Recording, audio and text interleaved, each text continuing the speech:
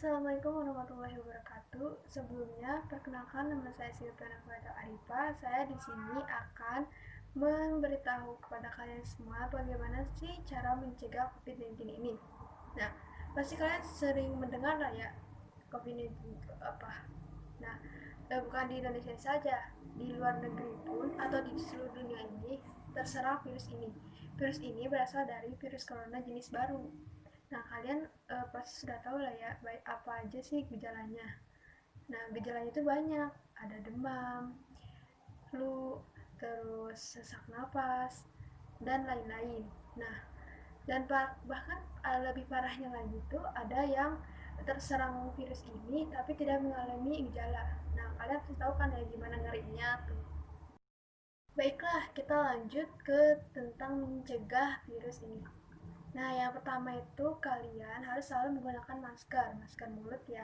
Jadi, kalau kita mau kemana-mana harus selalu memakai masker. Nah, di sini saya memiliki 3 buah masker. Nah, kita akan mencoba untuk menguji sebagaimana sih uh, masker ini dapat menghirup udara dari luar atau tidak. Nah, baiklah. Kalau begitu, kita akan mencobanya. Pertama, saya ada masker ini, masker yang biasa ditemui ya, dan ini masker scuba, dan satu lagi ada masker ini biasa disebut masker duckbill.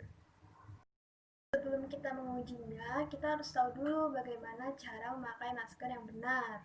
Nah, cara memakai masker yang benar ini ada di sini guys. Yang pertama, saya akan mencoba masker yang ini ya. Nah, jadi seperti ini cara menggunakan maskernya. Oke, kita lanjut, yaitu mengetes bagaimana apakah ada udara yang dari dalam tubuh kita itu keluar dari masker ini. Alat yang dibutuhkan itu korek api. Kita tiup. Gak ada ya guys. Jadi masker ini cukup aman untuk kita pakai. Yang kedua ada masker scuba. Baik ya, akan saya pakai masker ini. Jadi ini cara memakainya. Sebenarnya yang saya tahu sih cara memakainya itu ada yang beda ya. Jadi ini ada yang ininya di luar, ada yang dimasukin ke dalam. Itu sih tergantung kitanya mau bagaimana, tapi karena saya nyamannya begini ya udah begini aja ya. Terus kita tes melalui korek ini. Akan kita tiup.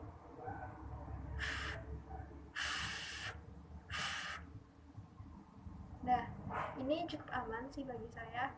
Tapi karena di Indonesia ini tidak dianjurkan untuk memakai masker scuba karena kainnya yang terlalu tipis itu bisa membuat udara yang ada di dalam ini dapat keluar. Yang ketiga ada masker duckbill. Mari kita pakai.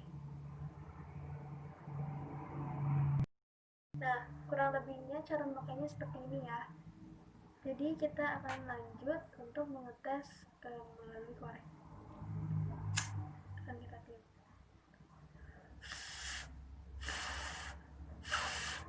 Oke, karena ini maskernya cukup aman, jadi bisa dipakai untuk sehari-hari. Nah, kalian menggunakan maskernya yang sudah saya jelaskan tadi, jangan yang seperti ini ya, sangat tidak dianjurkan. Nah, cara yang kedua yaitu dengan menggunakan hand sanitizer. Jadi, dimanapun kita berada, itu kita harus selalu membawa atau memakai hand sanitizer ini. Caranya cukup gampang. Kita hanya perlu meneteskan hand sanitizer ini ke telapak tangan, lalu kita gosok.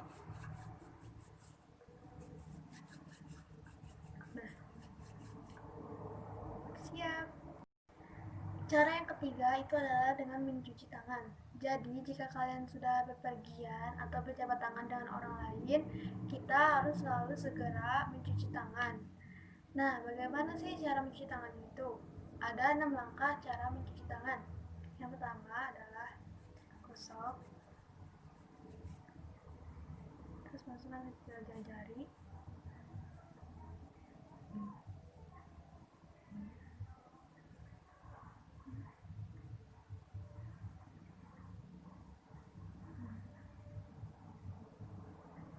dan selesai.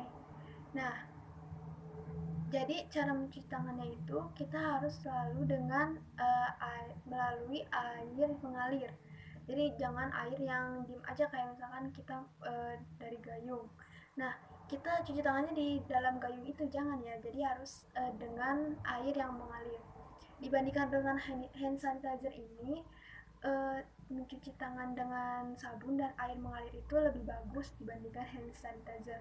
Kenapa? Karena hand sanitizer itu tidak sebersih atau seampuh dengan mencuci tangan itu. Jadi jika kalian sudah berada di rumah, kalian mencucinya dengan air mengalir dan sabun. Tapi kalau misalkan dalam keadaan mendesak, kalian bisa menggunakan hand sanitizer ini. Yang keempat ada menjaga jarak. Nah, berjaga jarak itu minimal itu 1 meter. Nah, kalian bisa lihat contohnya seperti ini.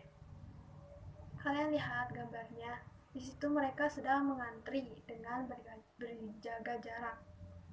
Nah, kalian harus contoh nih, harus mencontohi mereka. Jadi, kalau misalkan kita lagi mengantri atau dimanapun yang berada di kerumunan orang itu harus menjaga jarak. Jadi tidak boleh berdekatan karena untuk mengurangi resiko penularan lebih lanjut.